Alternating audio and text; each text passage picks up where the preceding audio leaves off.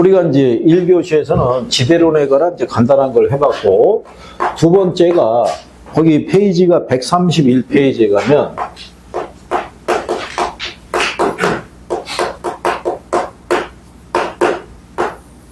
자, 도시공간 구조 이론이라고 제목이 돼 있어요.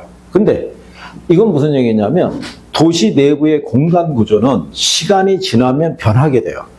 그 과정을 설명해 주고 있는 거예요. 근데 제목이 또 얘기해 주는 게 첫 번째가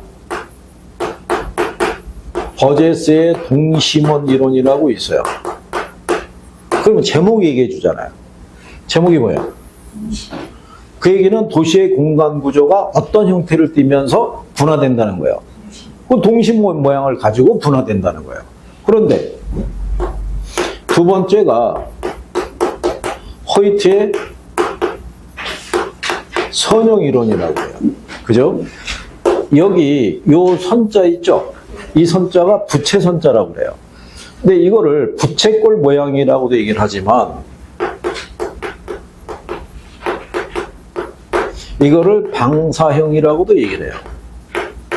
도시의 공간 구조는 교통로를 따라서 방사형으로 확대가 된다라고 얘기하는 거예요. 즉 그 얘기는 뭐냐? 이 사람이 최초로 얘기를 했어요. 공간 구조가 변화되는 거를. 근데 최초로 제시한 이론은 이론적인 결함이 있어요. 그 결함을 보완해 준 게 이 이론이에요. 그러니까는 선형 이론은 동심원 이론을 수정 또는 뭐 해줬다. 보완을 해준 거예요. 이게 바뀌면 또 틀리는 거예요. 그런데 세 번째가 나오는 게 해리스와 울만의 다핵심 이론이라고 그래요. 그러면 이 이론은 두 개 이론을 결합시켜 준 거예요. 두 개 이론을. 이것도 시험에서 나오는 거예요. 시험에서 어떻게 나왔냐면 호이트의 선형 이론은 동심원 이론과 다핵심 이론을 결합시킨 이론으로 이렇게 나오면 틀릴 거 아니에요. 시대순인데. 그죠? 그리고 또 하나. 얘네 둘은 단핵도시예요. 그러니까 단핵이라는 거는 도시의 중심이 하나란 얘기예요. 다핵이라는 얘기는 도시의 중심이 어떻게 돼요? 하나 이상. 그러면 여러분들이 알고 있는 서울시 있죠? 서울시는 단핵도시겠어요? 다핵도시겠어요? 어? 서울은 다핵도시예요. 원래 서울이 단핵도시였어요.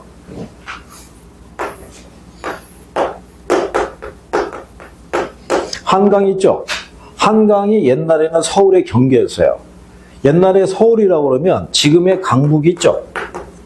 여기만 서울로 갔어요. 그런데 어디가 개발이 되면서 강남이 개발이 되면서 다핵도시로 나눠진 거예요. 그래서 지금은 한강이 강북과 강남을 구별하는 경계선이 되고 있는 거예요.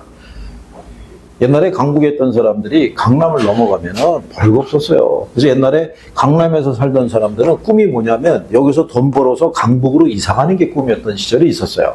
근데 지금은 이렇게 해서 서울이 다핵도시라는 거는 뭐로도 알 수 있냐면 가로 구조로도 알 수 있어요.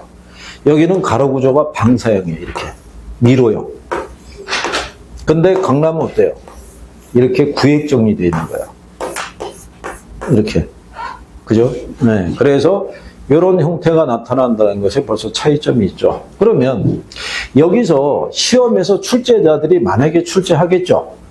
그러면 제일 먼저 중심이 되는 이론이 뭐겠어요? 얘가 이론으로는 제일 불완전한데 학자들은 항상 최초로 중시하는 거예요. 최초가 있기 때문에 수정 보완한 이론도 등장했고 얘네를 결합시킨 이론도 등장했다는 거예요. 그러니까 제일 먼저 이 파트에서 뭐가 출제가 됐었다. 얘가 출제가 된 거예요.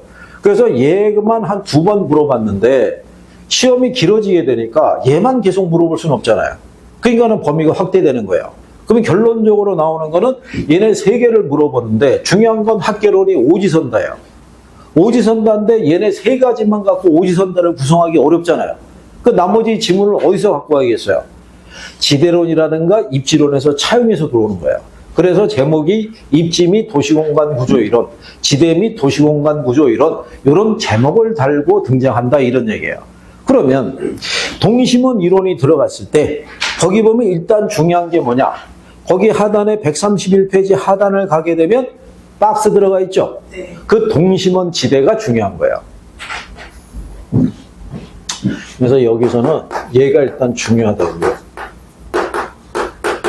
그러면 동심원 지대를 보면 맨 처음에 나오는 게 중심 업무지구라고 그러죠. 이거를 CBD라고도 얘기를 해요. 네, Central Business District라고 그래가지고 중심 업무지구. 그 다음에 중요한 게 얘예요. 점이지대. 그러니까 원래 여기 중심 업무지구하고 점이지대가 있으면 이렇게 겹쳐진 부분이에요. 그러니까 점이지대라는 게 이런 지역이에요. 주거나 상업이나 공업적인 기능이 섞여 있는 지역이에요. 여기 있던 업무지구가 일로 밀고 들어갈 수 있어요, 없어요? 밀고 들어가게 되면 여기가 주로 뭐 전통적인 농업 이런 색채가 강한 곳인데 섞이기 시작하는 거예요. 지금은 많이 개선이 됐는데 서울 같으면은 남영동 쪽에서 용산 가기 전에 삼각지라는 데가 있어요. 지금은 그 고가가 철거됐어요. 삼각지일 때가 예전에 이전 지역이었어요. 거기 가보면 주거의 형태도 존재하고 공장 있죠. 공장도 들어가 있고 상업적인 기능도 들어가 있는 거예요. 그러니까 여기가 점이지대라는 것이 내측이 있고 외측이 있어요. 그러니까 내측은 뭐냐면 경공업 위주의 공장이 들어가 있는 거예요. 근데 이 이론이 거기 우리 교재에 보면은 몇 년도에 발표됐다고 돼 있어요. 25년이죠. 그때가 미국에 이민자들이 많이 유입되던 시기예요. 아일랜드라든가 이태리라든가 이쪽에서 유입되던 시기예요. 그죠? 그런데 우리나라도 생각해 보세요. 이쪽에 뭐 중국 연변 동포라든가 동남아에서 근로자들 들어와야 안 들어와요? 들어오죠. 그럼 그 사람들이 고급 인력이 아닌다면은 단순 노동력을 제공하고 일자리 얻어서 먹고 살아야 될 거 아니에요. 그럼 어디에 취업하겠어요? 공장에. 우리 여기 가보게 되면 뭐 반월 뭐 공단, 시야 공단, 여기 구로 공단 이런 거 있어요, 없죠? 그러면 여기다가 직장을 정할 거 아니에요. 그 주거를 정해야겠죠. 근데 돈이 있어요, 없어요? 돈이 없으니까 여기에다가 얘기한 대로 뭐 이렇게 얘기하면 좀 뭐한데 벌지 형태 방 아시죠? 방 하나에 중국 애들은 4칸 치고 산대요.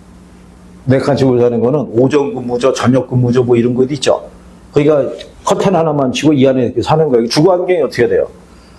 무척 열악할 거 아니에요. 그죠? 그러다가 이 사람들이 몇 년 고생하다가 돈이 모이면 어떻게 돼요? 조금 더 나은 주거 환경을 찾아서 이주할 수 있어요, 없죠? 그러면서 이 공간 구조가 분화되면서 저소득층의 주거지구가 생겨나기 시작한다는 거예요. 그러다가 여기서 몇 년 더 열심히 일을 해서 돈을 모으게 되면 조금 더 나은 주거 환경을 찾아서 공간 구조가 분화될 수 있어요, 없어요? 그 외국의 미국 같은 경우 보면 주로 목조주택 아시죠? 근데 걔네가 좀 보게 되면 이런 식으로 딱딱 구획 정리되어 있다고요. 이렇게 돼 있으면 여기 이렇게 주택들 딱 독립적인 이런 공간들이 있어요, 없어요? 이렇게 딱딱 나눠지잖아요. 그죠? 대신에 인구 밀도는 높다, 작다. 맞을 거 아니에요. 여기는 사람들이 많이 모였으니까 인구 밀도가 높을 거 아니에요. 근데 외곽을 나가면서부터는 주거 환경이 어떻게 돼요? 좋아지죠? 그러면 범죄라든가 빈곤이라든가 질병이 발생하는 비율이 도심에서 외곽으로 갈수록 높아진다, 낮아진다? 낮아질 거 아니에요. 그리고 맨 마지막에 있는 게 통근자 지대예요. 그럼 여기 왜 통근자 지대라고 그러냐면 여기는 별도의 마트라든가 미국의 중고 사립고등학교 있죠? 이것들이 들어서 있어요. 그러니까 주부들은 여기서 애들 데리고 거주를 하고 남자만 외곽도로를 타고 도심으로 출퇴근하는 지역이라고 생각하시면 돼요. 그래서 여러분에게 위치를 물어봐요. 점이지대의 위치가 어떻게 되어 있느냐? 저소득층의 주거지역의 위치가 어떻게 되어 있느냐? 맨 마지막에 있는 게 무슨 지대냐? 이걸 다 출제를 한 거예요. 이거를. 그러면 기본적으로 물어보는 것 중에 하나가 이거예요. 고소득에 주거지역 있고 저소득층이 있으면 저소득에 주거지역이 도심에 더 가깝게 있잖아요. 가깝게 있는 이유가 뭐겠어요? 고소득층보다 저층의 주거지가 도심에 더 가깝게 있는 이유가 출퇴근이 용이하잖아요. 직장에서 멀리 떨어지지 않는 곳에 주거를 정해야 되니까. 그렇죠? 그러니까는 이것도 슬쩍 바꿔서 물어보는 거예요. 저소득층의 주거지역은 고소득의 주거지역보다 도시 외곽에 위치한다 그러면 틀릴 거 아니에요. 그런 거를 착각을 유도하면서 내는 거예요. 그러니까 여기에서 문장이 구성이 돼요. 그러니까 요거 위치라든가 요 과정을 조금 이해하면은 구별할 수 있다는 거예요. 근데 현실적으로 도시의 공간 구조는 일정한 원을 그리면서 성장할 수가 없어요. 도시가 뻗어나가는 거는 뭐를 통해서 뻗어나간다는 거예요? 가로 구조를 가지고. 도로 있죠, 도로. 여기도 마찬가지로 도로가 뻗어나가는 방향으로 주변이 개발되기 시작하잖아요. 그러니까 여기 나와 있는 호이트의 선형 이론이라고 있죠. 그러니까 여기도 이렇게 중심 원모 지구가 있으면 이거를 따라서 이런 식으로 도시가 방사형으로 확대된다는 거예요. 이게 방사형의 가로 구조가 가장 잘 나타나는 도시가 파리예요. 파리에 가면 중앙에 개선문 있는 거 아시죠? 개선문을 중심으로 8개 방향으로 가로가 펼쳐져 있어요. 그리고 왜 그 8개 방향으로 가로가 펼쳐져 있냐면 옛날에 1700년도에 프랑스의 시위가 많았을 때 시위를 진압하기 위해서 개선문에다가 8개 방향으로 대포 한 분씩을 설치하고 시위대가 나타나면 한 방씩 쏘는 거예요. 진압하기가 어떻게 돼요? 쉬워질 거 아니에요. 그런 속설도 있어요. 그때 이제 프랑스 파리 시장이 이런 식으로 가로 구조를 바꿔버린 거예요. 그럼 그 다음서부터 어떻게 되겠어요? 이게 도심까지의 접근성이 어떻게 돼요? 좋을 거 아니에요. 그러니까 여기를 가면 여기 고급 주거지 있죠. 얘네도 가면은 1구, 2구, 3구 이렇게 해서 구가 나눠져요. 그 중에 1구하고 1구가 가장 부촌이에요. 그럼 걔네가 있는 쪽은 당연히 뭐가 있겠어요? 명품 쇼핑 뭐 이런 거 다 깔려 있는 거예요. 그러면 그 주변에 중산층들이 있죠. 얘네들이 여기 모여 사는 거예요. 그러면 저소득층은 어디 살겠어요? 여기서는 저소득층이 도심에 가까운 곳에 있었잖아요. 이제 여기가 재정비가 되면서 얘네는 고소득층의 주거지역으로부터 멀리 떨어진 거. 공장이 있는 주변에 주거를 정하는 거예요. 도시가 성장하면 도시의 그 환경 정비가 이루어질 거 아니에요. 그러면 도심에 있었던 이런 뭐 빈민촌이나 이런 것들은 외곽으로 다 밀려나게 돼 있어요. 그래서 직주분리 형태가 이때도 등장했다고 얘기를 해요. 어쨌든 그래서 교통, 충을 중심으로 공간 구조가 분화된다라는 게 호이트의 무슨 이론이다? 선형. 이게 방사형이에요. 그래서 예를 들어서 여기가 중심이면 이렇게 가는 걸 직교 방사형이라고 해요. 그러니까 직교 방사형의 구조가 되면 여기가 이렇게 돼요. 가로 구조가. 그러면 여기 이게 없어지겠죠. 그러면 외곽에서 도심까지의 접근성이 어떻게 돼요? 엄청 좋아질 거 아니에요. 그럼 어떤 업종들이 도심에 있을 이유가 없죠. 가로를 따라서 외곽으로 이렇게 나가서 위치할 수도 있어요, 없어요? 이걸 직교 방사형이라고 그러고, 우리나라는 남쪽에 가면은 진해라는 도시 있죠. 그 도시의 가로 구조가 이런 형태로 되어 있어요. 이게. 근데 얘네들은 어디를 중심으로? 이 중심을 중심으로 공간 구조가 분화되는데, 얘네는 뭐예요? 다핵이잖아요. 그러니까 제목대로 도시의 이 성장은 하나의 핵이 아니라 여러 개의 핵을 중심으로 공간 구조가 분화된다는 게 무슨 이론이다? 다핵심 이론이라고 얘기하는 거예요. 다핵심 이론. 그래서 지금도 도시가 성장하면 도심 외에 부도심이 있어요, 없어요? 부도심이 있을 거 아니에요. 또 서울 같으면 뭐 잠실이나 신촌이나 영등포나 이런 부도심이 있어서 부도심을 중심으로 공간 구조가 또 나눠질 수 있다는 거예요. 그래서 나중에 우리는 거기 다핵심 이론을 가게 되면 다핵이 생기는 원인이라고 134페이지 하단에 있죠. 그거 나중에 이해하시면 돼요. 제목적인 부분만 우리가 설명해 드린 거니까. 그 다음에 옆에 135페이지 가시면은 거기 도시경제 기반 이론이라고 한 거 있죠. 이거는 개념만 일단 설명해 드려요. 계산 논리가 있어서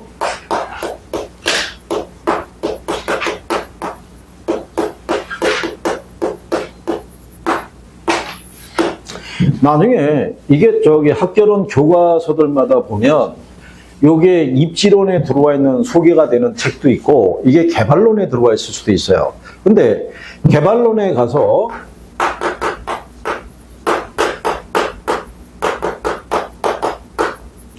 개발 사업의 타당성 분석이라는 걸 해요. 할 때 첫 번째가 지역 경제 분석이라는 걸 해요. 그래서 지역 경제 분석은 도시 전체의 모든 수요와 공급에 영향을 미칠 수 있는 부분을 우리가 조사하는 거예요. 그 얘기는 뭐냐? 한마디로 얘기하면 개발 사업은 수요가 많은 쪽에서 이루어지는 얘기예요. 그런데 이 이론을 성립하기 위해서 뭐가 있냐면 산업이 주어져 있으면 기반 산업이라는 게 있고요. 비기반 산업이라고 있어요. 기반 산업은 그 지역에 중추가 되는 산업이에요. 그래서 그 지역에서 생산해서 외부로 수출을 해서 수입을 올리는 사업이고, 여기는 그 지역에서 생산해서 그 지역에서 소비하는 산업이에요. 그러면 여기서 이제 기본적인 게, 가령 예를 들어서 울산이라는 특별한 지역을 가게 되면 여기 동구서구로 나눠져 있어요. 한쪽은 H중공업, 한쪽은 H자동차가 꽉 잡고 있어요. 그런데 여기 있는 이 자동차 산업은 이 지역의 기반 산업이겠어요? 비기반 산업이겠어요? 기반 산업일 거 아니에요. 여기서 생산해서 외부로 수출하니까. 그런데 만약에 자동차 산업에서 이번에 1000명을 고용을 했어요. 그죠? 그러면 이 사람들이 집하고 직장만 왔다 갔다 하는 건 아닐 거 아니에요. 이 사람이 여기서 생활하기 위해서는 어떤 시설을 필요하겠어요? 식당도 필요할 수 있고, 뭐 술집도 필요할 수 있고, 노래방도 필요할 수가 있고, 약국도 필요할 수가 있고, 애들 때문에 학원도 필요할 수 있어요, 없어요? 그러면 주인은 한 사람이지만 이 사람들을 보조해주는 직원들이 어떻게 돼요? 또 필요할 거 아니에요. 그죠? 그러면 기반 산업이 성장하면 그 지역에 있는 비기반 산업도 같이 성장할 수 있어요, 없어요? 그러니까 그거를 분석하는 게 이 분석이라고요. 기반 산업의 성장이 도시 전체에 미치는 효과 있죠. 그러니까 기반 산업이 성장하는 지역일수록 무슨 수요가 많을 것이다? 부동산 수요가 많을 것이다. 그러니까 개발 사업은 그런 지역에서 이루어져야 된다고 얘기하는 거예요. 그러다가 그 기반 산업이 무너지면 어떻게 돼요? 지역 경제 기반이 무너진다고 얘기하는 거예요. 그래서 우리가 왜 평택 쪽에 쥐땡 공장이라고 자동차 공장이 있던 거 아시죠? 평택 군산이었어요. 군산에 이 공장이 있었어요. 그럼 여기에 얘가 기반 산업이니까 여기에 관련된 산업에 종사하는 사람들이 다 모였을 거 아니에요. 그럼 이 사람들이 외지에서 오니까 주거가 필요했을 거 아니에요. 그러니까 여기 원룸, 임대 이런 데가 꽉꽉 찼다고요. 그런데 얘네가 폐쇄했어요. 그럼 결국 어떻게 돼요? 일자리가 없어졌잖아요. 그러면 다 빠져나갈 거 아니에요.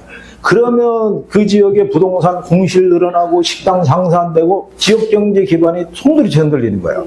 그러니까 그런 도시가 많다고요. 지방 가면 옛날에는 막 난리가 아니었던 지역이고 막 돈이 넘쳐나고 뭐 이랬는데, 그런 지역이 지금 가면 을씨년스럽고 이렇게 되는 거예요. 그런 변화를 누가 잘 인식해야 돼요? 중개업자가. 본인들도 내가 서울에 산다고 해서 강동에서 하는 게 아니라 중개 자격증 따면 지점들 갈 수 있고 그럴 거 아니에요. 어디가 된다 해서 들어가 봤는데 흐름을 잘 봐야 될 거 아니에요. 빠질 때 빠져야 될 거 아니에요. 투자를 권유할 때는 권유해야 되고. 그렇잖아요.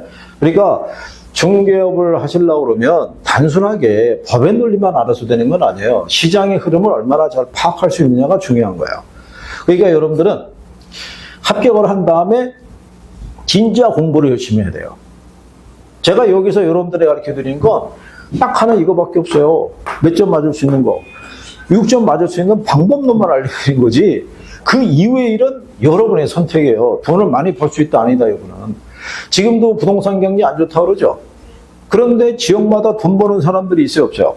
있어요. 흔들리지 않아요. 그 사람들은 남들이 막 죽어나가더라도 그 사람들은 굳건하게 버팅기면서 돈을 벌어요. 그러니까 그 사람만의 노하우가 있어요, 없어요? 있을 거 아니에요. 그런 걸 내가 개발할 수가 있어야 되는 거예요. 옛날과 같이 문 열어놓으면 사람들이 와서 막 거래하고 이런 거는 지금 찾아보기 힘들어요. 그러니까 마케팅, 경영 능력 이런 게 아주 뒷받침이 돼야 돼요. 근데 그런 본인의 마케팅과 경영 능력을 발휘하기 위해서는 일단 자격증이 있어야 되잖아요. 자격증이 없는데 뭘 발휘해 보겠어요? 그러니까 일단 따고 볼 일인 거야. 그죠? 그러니까 열심히 해야 돼요, 안 해야 돼요? 열심히 해야 되는 거예요, 열심히. 그러면 잠깐 결의를 다져요. 열심히 해야지. 그리고 5분 있다가 혼자 여행을 떠나는 거예요. 그죠? 열심히는 다음 주부터, 이러면 무슨 의미가 있어, 이거. 시간 금방 간다니까, 이거. 여러분들하고 저하고 1년에 10,000번 보면 끝나는 거예요. 여러분들 한 300일 남았다고 생각할지 몰라도 저는 일주일에 한 번 오잖아요. 한 달에 4번. 10개월이면 40번이에요. 그죠?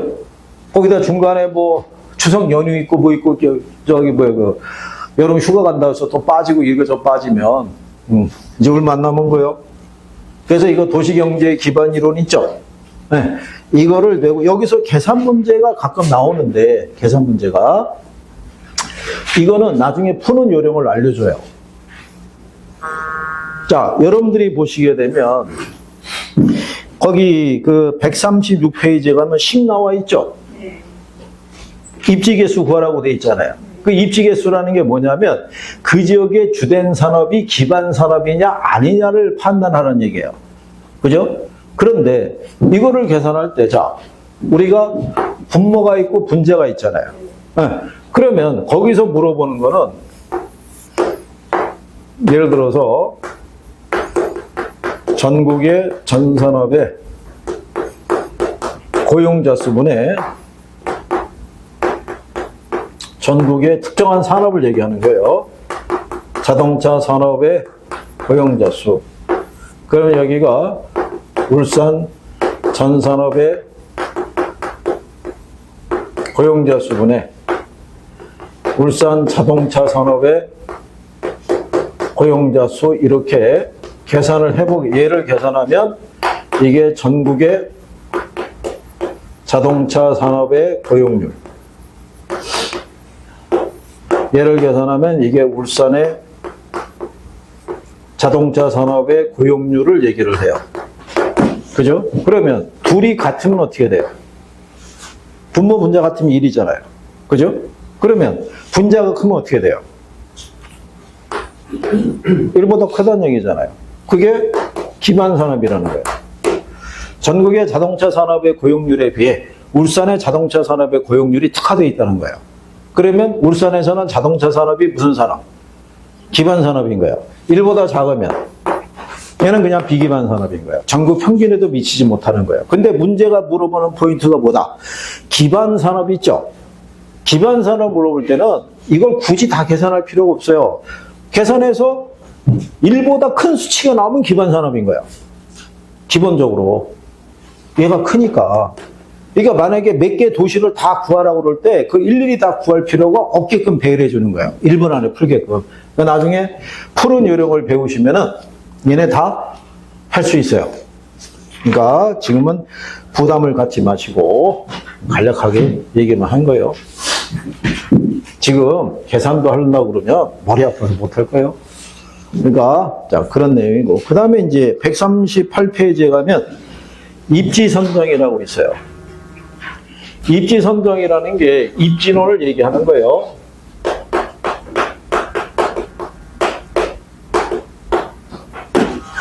자, 입지론에서 우리가 얘기할 때 제일 먼저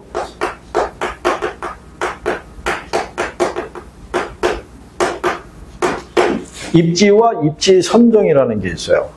그러면 입지라고 얘기하는 거는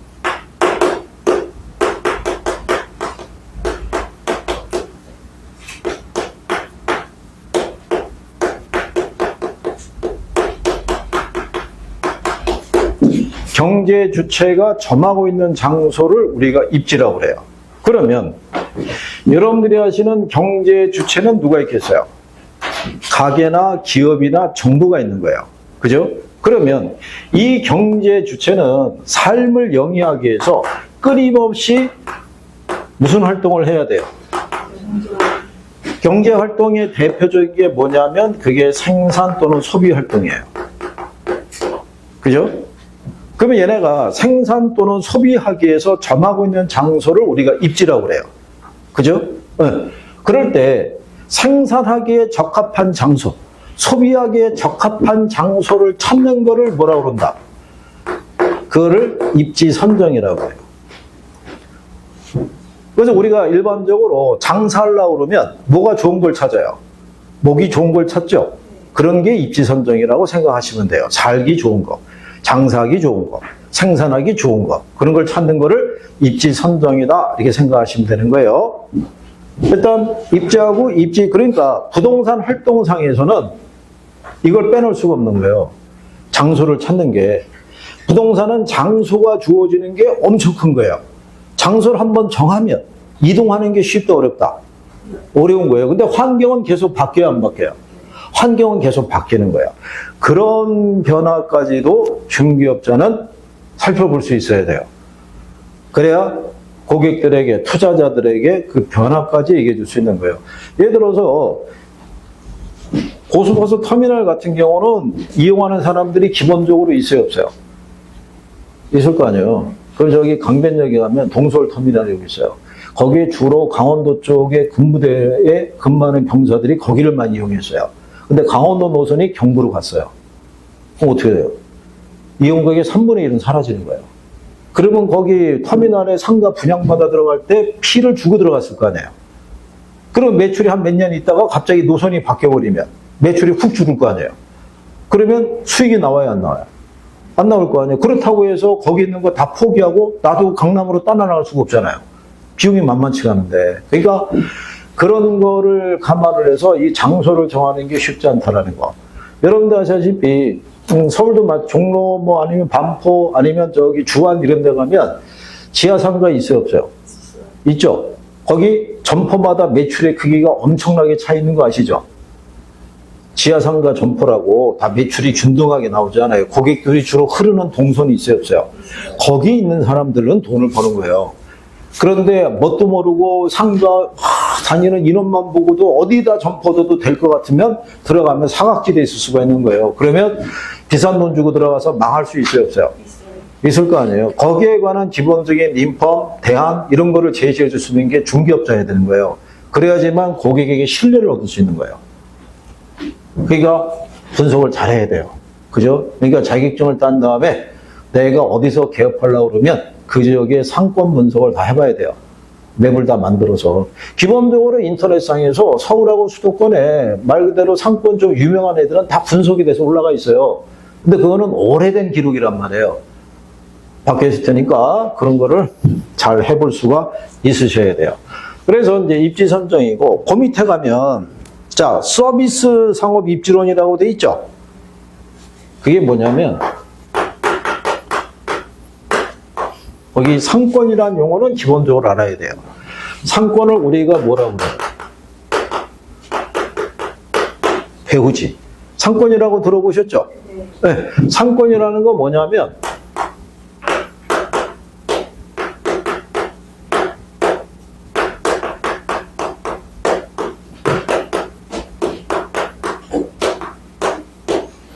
점포의 매출이 발생하는 공간이자 고객이 존재하는 공간이 있죠. 그걸 우리가 상권이라고 그래요. 즉, 이게 뭐냐? 점포의 매출은 누구로부터 발생해요? 고객으로부터 나오는 거예요, 고객. 그죠? 그러니까, 아까 제가 왜 분식집 얘기했지만, 분식집이 열어서 90% 이상이 3년 내 문을 닫는다는 얘기는 최소한의 상권조사도 안 한 거예요. 들어가서. 그냥 값싸고 그냥 분식이니까 누구라도 와서 먹지 않겠느냐, 이렇게 얘기하는데, 그거는 잘못된 생각이라고요. 열면 다 잘 되는 게 아니잖아요. 그죠? 분식집마다 특색이 있어요, 없어요? 특색이 다 있어요, 그거. 그리고 집에서 가족들을 위해서 소량 단위로 음식을 할 때와 대량으로 만들 때 맛이 또 틀려요. 그러니까 왜 주변에서 그런 얘기 잘하죠? 야, 당신 음식 잘하니까 음식 좀 해도 되겠어. 이거는 그냥 그거만 얘기하는 거예요. 대용량 하면은 간 맞추는 게 어려운 거예요, 그거. 그러니까 차려놓고 몇 년도 안 돼서 몇 천만 원씩 까먹고 문 닫고 그러는 거예요, 그거. 뭐 보면 안타까운 거예요. 그래도 지금 주변에 보면 신장게 오픈하는 데 있어요, 없어요? 그럼 그 사람들은 망한다는 생각을 갖고 오픈하는 건 아니잖아요.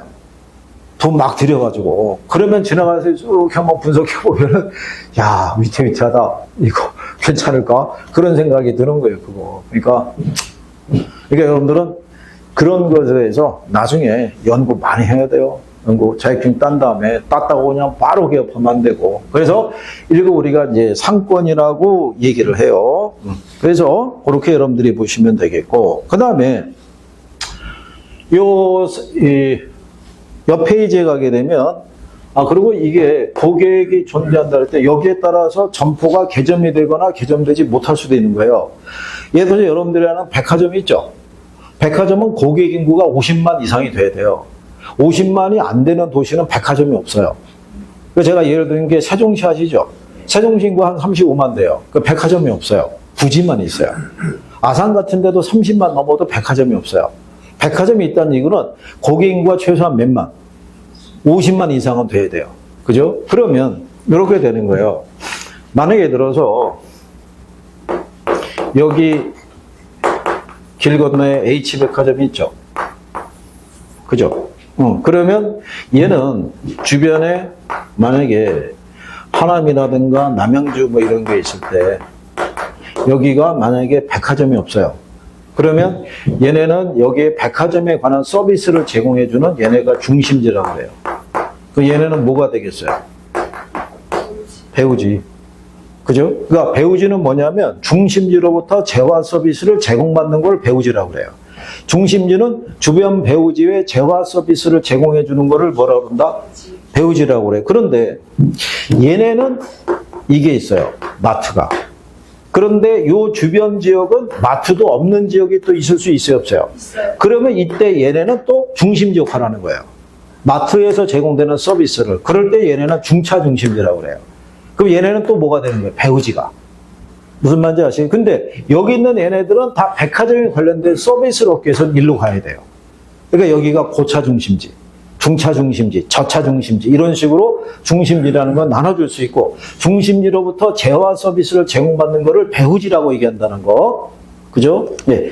그러면 옆 페이지 139페이지에 가면 상권에 관한 이론이라고 돼 있죠? 그게 상업입지론이에요.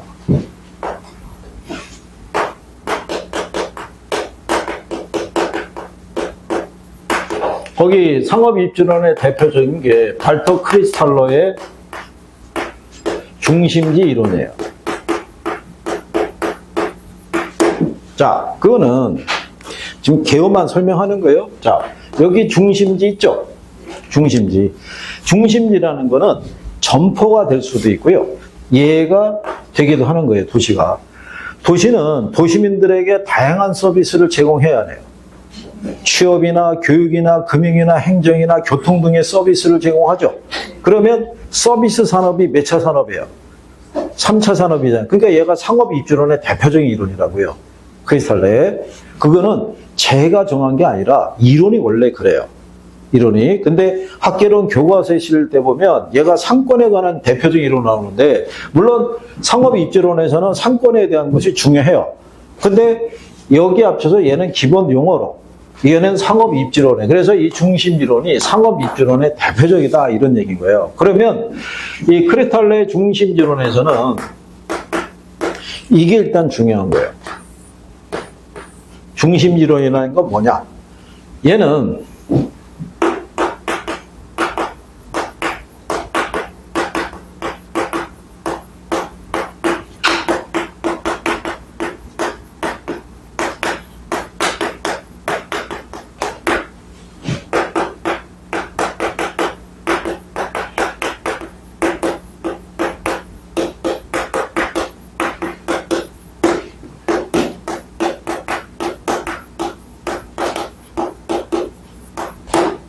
재화의 도달거리와 최소 요구치의 관계를 들어서 공간상에 분포하고 있는 도시의 수, 규모, 기능을 설명하는 거예요. 이게. 그러면 여기서 용어가 나와 있죠? 이게 중요한 거예요. 크리스탈러의 중심지론을 물어볼 때는 이 표현이 빠질 수가 없어요. 이 두 가지를 가지고 설명하는 거예요. 그러면 자, 우리가 이렇게 한번 생각해 보시면 시골에 가면 면단이 있죠. 면단에 가면은 초등교육까지는 받을 수 있어요. 교육 서비스를. 근데 여기서는 중등교육은 받을 수 있다 없다. 중등교육은 받을 수가 없어요. 왜 받을 수가 없겠어요? 인구가 적잖아요. 입학생이 있어야 유지가 될 거 아니에요. 그러니까는